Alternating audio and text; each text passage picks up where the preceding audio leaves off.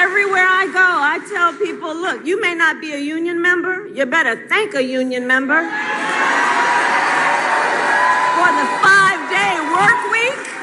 You better thank a union member for sick leave. You better thank a union member for paid leave. You better thank a union member for vacation time.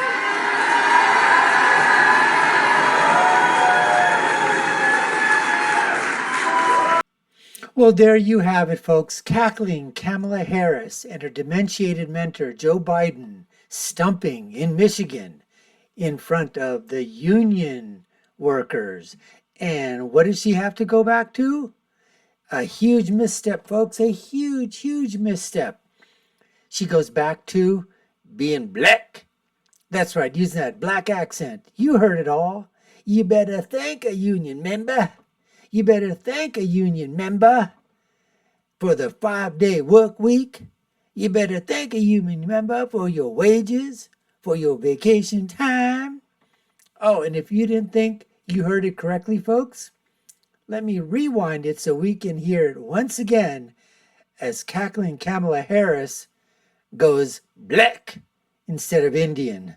Let's hear that one more time. Folks, you're watching the Dr. Nasser Sheikh Show. Let's go to that right now.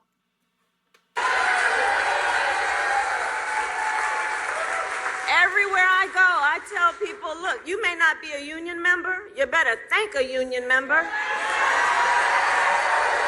for the 5-day work week.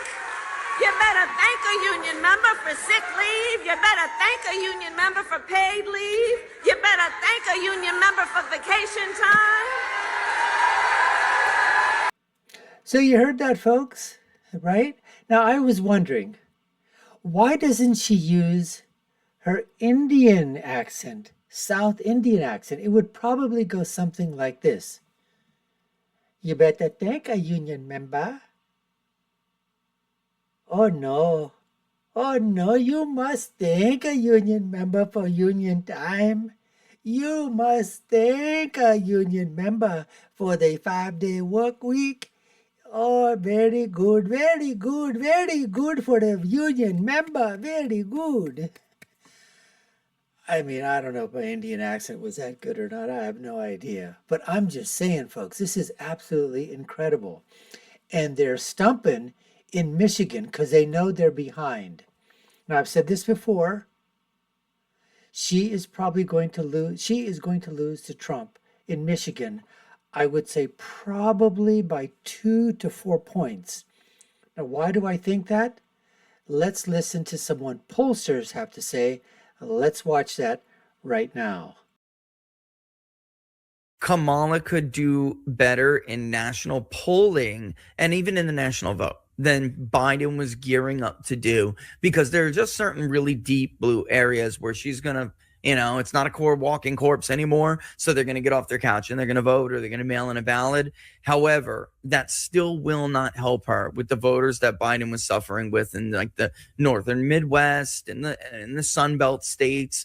They thought when they got in this race that their path would be through the Sun Belt and then plucking off, of course, what they thought at the time. Pennsylvania would be the easiest, but they even know in their own polling, she's down in Pennsylvania. And I'm going to blow the lid off of it. I mean, if I'm wrong, Kamala, you can release your poll right now and you can put it out on Twitter and show everybody that you're up in your polling, but that's not the case. So you can't do that, right? So you would drop it and it would say what? Trump plus almost 2, right? Because just saw it. So anyway, basically I'm telling you, they know this. And, there's like an environment that was giving her, it's like a high, and the response bias bloated her numbers. And when this dust settles, I mean, she could have a great debate performance, Penny, but the truth is debates don't really have a tremendous impact. There are 2 that will be added to the history books.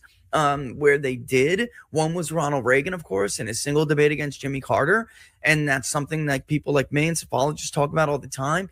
But the other one is going to be Joe Biden, just having a complete mental breakdown on TV because it was an emperor has no clothes moment. Look at the interview she did with Dana, whatever, Bash from CNN. If they taped almost an hour worth of footage, you're in this business. If they taped almost an hour worth of footage, all right, and they're only going to release 30-something minutes, and those 30-something minutes are awful because they are. They and Democrats really felt like in order to stop what I'm saying from happening in a couple of weeks, she needed to knock out CNN interview. She didn't put it up. How bad is the rest of that interview? If You see what I mean there, folks? That's just one of the pollsters that's out there.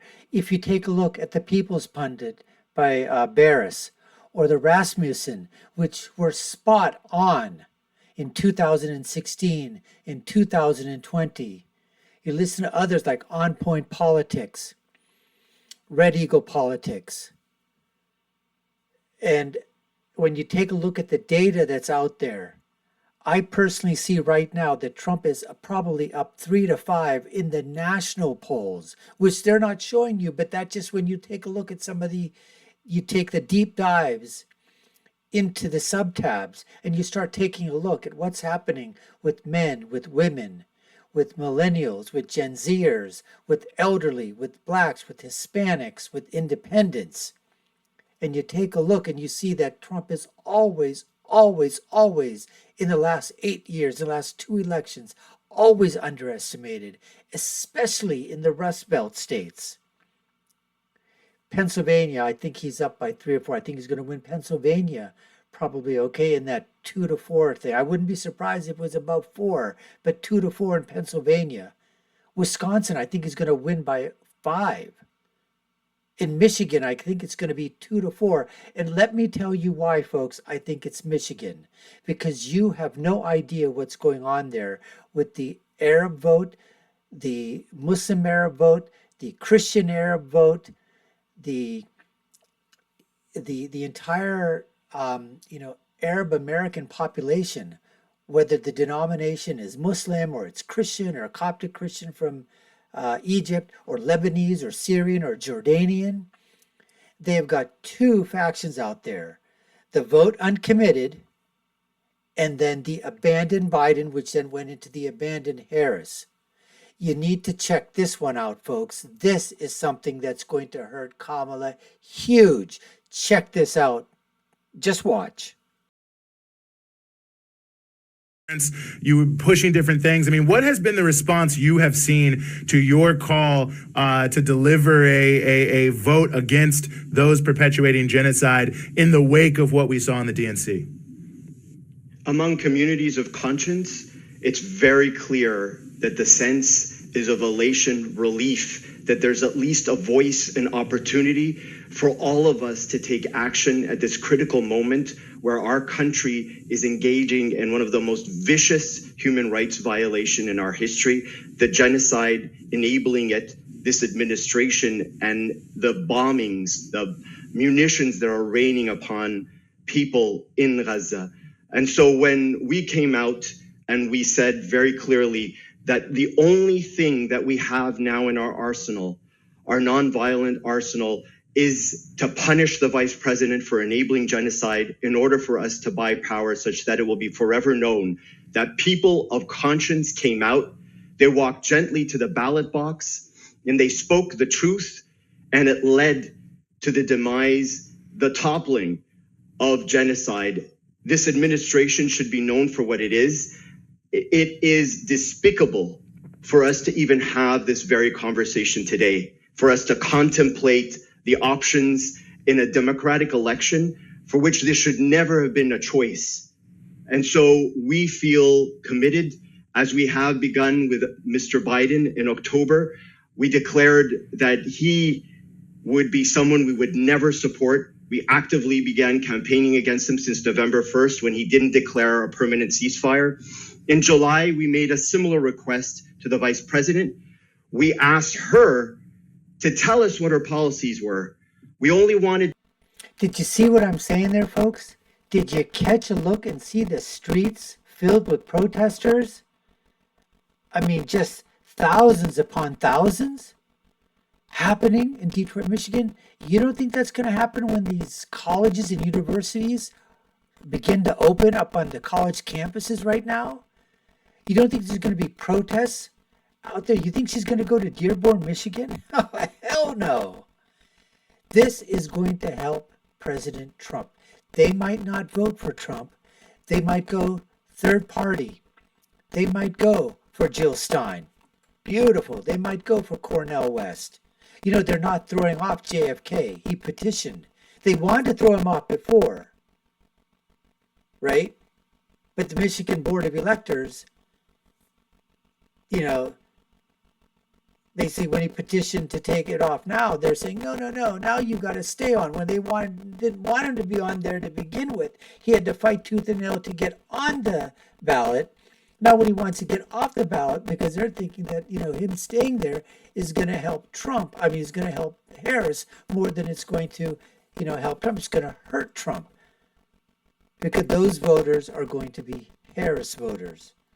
Or the Harris voters will come out. The voters that were thinking between going with Trump and RFK are going to go RFK, that are going to deplete Trump's numbers while not hitting or hurting Harris's numbers. I'm telling you what, folks, we have friends out there, we have colleagues, we have friends of friends out in the Dearborn area, and they are saying that they're either going to sit it out. Some are saying they're going to vote for Trump because it can't be any worse than this. And at least he didn't do any of the things or wasn't present during such an episodic period of Israeli-Hamas war going on. And at the very least, we're being told that they are going to go ahead, and if they can do everything in their power, especially what this gentleman is doing, Dr. Hassan Abdus Salam, he is leading a protest, which is not just uncommitted vote, because a lot of the uncommitteds may still possibly vote for Harris because of their disdain for Trump, even though that, you know, so they're voting for genocide, continuing. Okay, fine, they've got to live with that vote. But this abandoned Biden, which then transformed into abandoned Harris, this is the one where they're saying they want to punish them, and they're willing to say, okay, we got 4 years of Donald Trump or 4 years of whatever. At least it's not going to be 4 years of the Biden-Harris administration. So you can take that to the bank, folks. And as I said before, Wisconsin, I think it's going to be upwards of 5. Michigan is going to be in that 2 to 4 range. I think Pennsylvania is going to be 2 to 4. I wouldn't be surprised if all 3 are swept in the 4 to 5 range or above. But that's where I have it right now. You've been watching the Dr. Nasser Shake Show. I've been your host. My name is Dr. Nasser. If you haven't done so already, we'd love to have you subscribe to the channel, like, share, and follow. You all know what to do. Take a look at our video links above and below.